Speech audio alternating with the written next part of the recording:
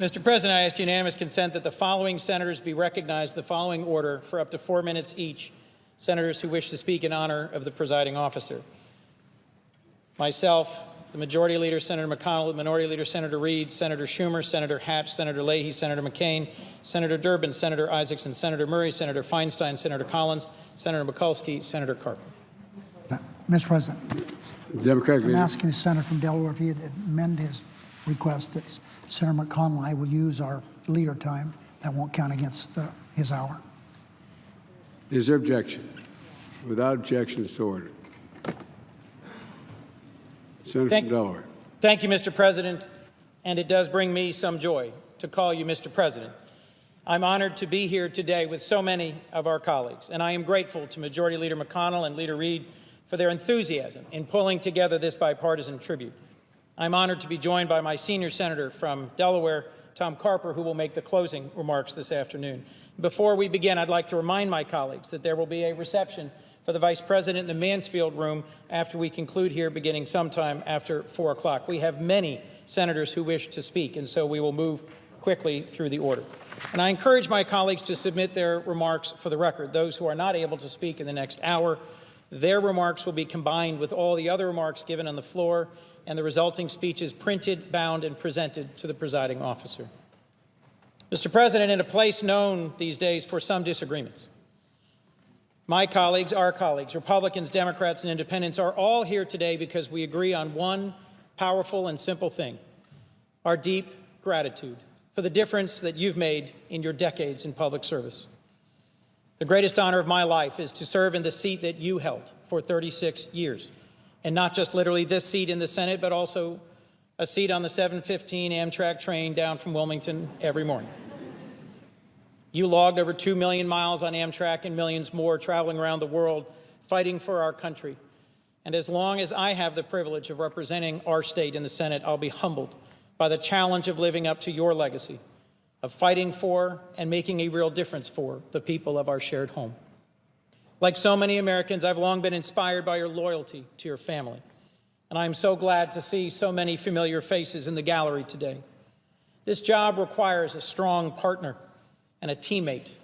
And to Dr. Biden, to Jill, your unwavering support of your family, for Delaware and your country, is something for which we are all deeply grateful. Mr. President, as a son of Delaware and of Catherine Eugenia and Joe Sr., you've never forgotten from where you came or for whom you're fighting. Even as Vice President, our fellow Delawareans have the blessing of a surprise visit week in and week out to see you at the Columbus Day breakfast or Return Day or the St. Anthony's procession. Whether meeting personally with world leaders you've known for decades, whether chairing the Judiciary or Foreign Relations Committees, or just stopping by in a Claymont diner, there is universal agreement about what you've brought to this work: your passion, your heart, your character, and your integrity. That's because you genuinely listen to people. You ask them questions, and then you lift them up. We know that when you give us your word as a Biden, you mean it, and you'll keep it. Your service as a senator stands as a model for all of our colleagues and for me.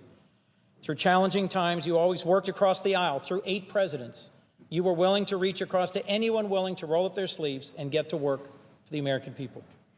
Mr. President, so many families across Delaware and this country, and I myself, as we've struggled with loss, maybe the loss of a job or loss of hope or the impending loss of a loved one, have experienced the incredible personal comfort and power of a call from you. When it comes to providing advice and inspiration that touches our hearts and makes a real difference, no one is better than you. We know you will share our challenges. You will give us meaningful comfort and encourage us, and that you will fight for us. As we look ahead to next year and beyond, I know you and Jill have so much more great, good work to do, starting with the fight to cure cancer through the Cancer Moonshot. And this next chapter will be every bit as exciting and meaningful as the life of service you've led for 44 years. What an honor to see you in the chair earlier this week as the Majority Leader led the Senate in a unanimous vote to rename a title of the 21st Century Cures Cancer Initiative after Bo. That bill, which we passed finally just an hour ago, would not have happened without your leadership. Now, Mr. President, let me close with a line that you know all too well, a line you shared with me and many others countless times, sometimes from this very desk. As the Irish poet Seamus Heaney once wrote, history says, don't hope on this side of the grave. But then, once in a lifetime, the longed-for tidal wave of justice can rise up, and hope and history rhyme. No one, sir, no one has done more to make hope and history rhyme than you. Thank you, Mr. President, for your service, your counsel, your advice, your friendship, and your leadership. I want to thank my colleagues, Senator Wyden and Senator Daines. They have worked tirelessly to address this pressing issue of the pending change to privacy protections contained in a proposed change to the federal rules of criminal procedure. As you've heard, if Congress fails to act today, if we fail to thoroughly consider and debate these rule changes, they will go into effect at midnight tonight. They will take effect tomorrow, December 1st. And I believe it's essential these rules strike a careful balance, giving law enforcement the tools they need to investigate cyber attacks and cyber crimes and to keep us safe, while also protecting Americans' constitutional rights to freedom from unreasonable searches, our right to privacy. Neither the Senate nor the House has held a single hearing or markup to evaluate these changes to the federal rules of criminal procedure. The body of government closest to the people has utterly failed to weigh in on an issue that can immediately and directly impact our constituents, our citizens. While the proposed changes are not necessarily bad or good, they are serious, and they present significant privacy concerns that warrant careful consideration and debate.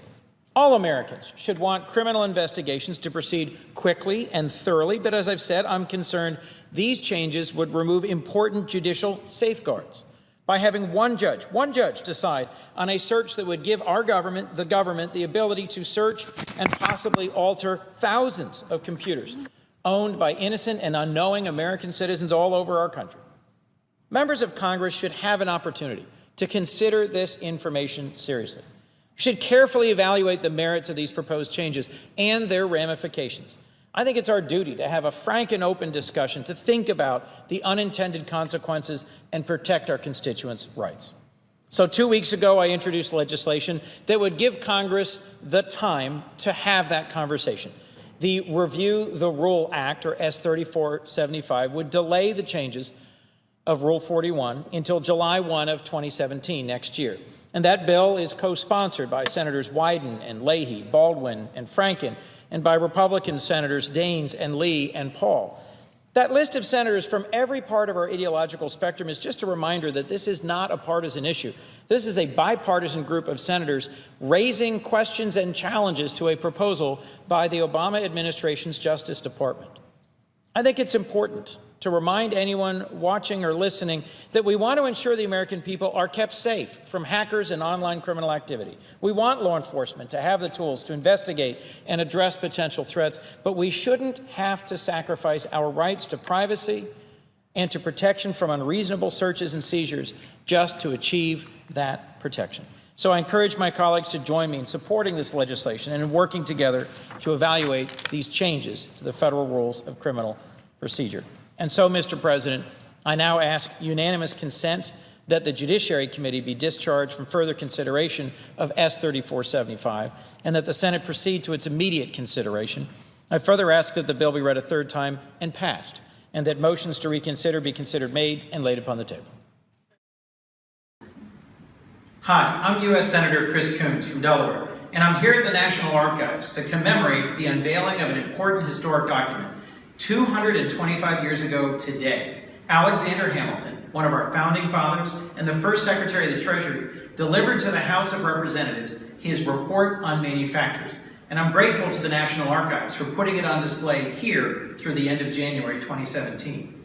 This report was something that was requested by President George Washington and received by the House of Representatives and considered closely because all the way back then at the founding of our republic, there was an active and robust debate about whether we should remain a mostly rural and agricultural country, as Thomas Jefferson advanced, or whether we should have a stronger federal government and a stronger government role in supporting the development of our economy and, in particular, the advancement of manufacturing. Alexander Hamilton showed great foresight in this report, and I think there's things today that our federal government can and should do to continue supporting manufacturing and helping us be competitive. In my own home state of Delaware, a federal program called the Manufacturing Extension Partnership helps support manufacturers small, medium, and large and make them more competitive, prepare them for export, and support training of their workforce. Around the whole country, a new network called the National Network for Manufacturing Innovation, something that's been launched within recent years, has taken cutting-edge technologies and turned them into cutting-edge manufacturing companies. So there continues today to be lots that we can and should do to follow through on Alexander Hamilton's great advice. One last Delaware wrinkle, if I might. E.I. DuPont de Nemours, who was the founder of the DuPont Company, was a personal friend of Alexander Hamilton's, and he and his family helped Hamilton realize how important it is to protect American inventions and innovation. That insight also in part led to the patent clause of the American Constitution and has led to an important federal role, continuing even today, in protecting American inventions. If you want to see this important historic document, it's available here through the end of January. And Senator Lindsey Graham of South Carolina and I are introducing today a resolution in the United States Senate commemorating the 225th anniversary of this remarkable document delivered to the American House of Representatives today, 225 years ago, by Alexander Hamilton. Mr. President, I rise to address a pending change to privacy protection contained in the federal rules of civil procedure. But before I proceed to the details, the sometimes wonky details of what we actually do here legislatively, let me just start by speaking to concerns I've heard as early as this morning on my train ride down from Wilmington, Delaware, and in the halls here in Congress, and by email and text and by phone from friends from my state of Delaware and all over the country. Folks are concerned about what this election means and about whether we can work together in ways that defend the fundamental liberties on which this country rests. And I just want to start by remarking that Senator Wyden and I are here on the floor today talking about a bill that we have crafted and we are introducing in partnership with other senators, with Senators Mike Lee and Steve Daines and Al Franken, who represent literally the farthest edges of this chamber in terms of ideology. If you just looked at a sort of top 5 issues on which we agree on relatively little. But as a group of Republicans and Democrats, we've agreed to work together to restrain an attempt, frankly initiated by the current Department of Justice, to modify the federal rules of criminal procedure in a way that we are concerned implicates or invades our Fourth Amendment constitutional protections.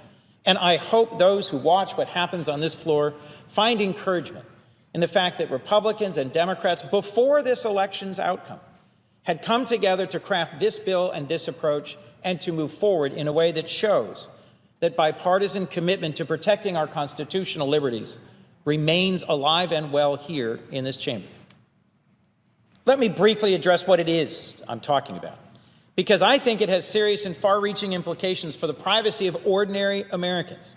These rules, the federal rules of criminal procedure, govern the procedures for investigation and prosecution of individuals within our American criminal justice system. And it's essential these rules strike a careful balance, giving law enforcement the tools they need to investigate crimes and keep us safe, while also protecting Americans' constitutional rights to freedom from unreasonable searches and seizures, our rights to privacy. Earlier this year, on April 30th, the Supreme Court approved changes to the federal rules that would shift this balance, potentially greatly expanding the scope of search warrants. Neither the Senate nor the House held a hearing or a markup on the relevant committees to evaluate these changes. The body of government closest to the people has failed to weigh in at all on an issue that immediately and directly impacts our constituents' rights. And if we, the Congress, do nothing, the proposed rule changes will go into effect December 1 of this year. While the proposed changes are not necessarily good or bad, they are serious, and they present significant policy concerns that I think warrant careful consideration and debate. Let me quickly outline 2 of them today. One change would allow any magistrate judge in any district in America to issue a warrant for information outside that magistrate's district if the location of the information that law enforcement is seeking has been concealed.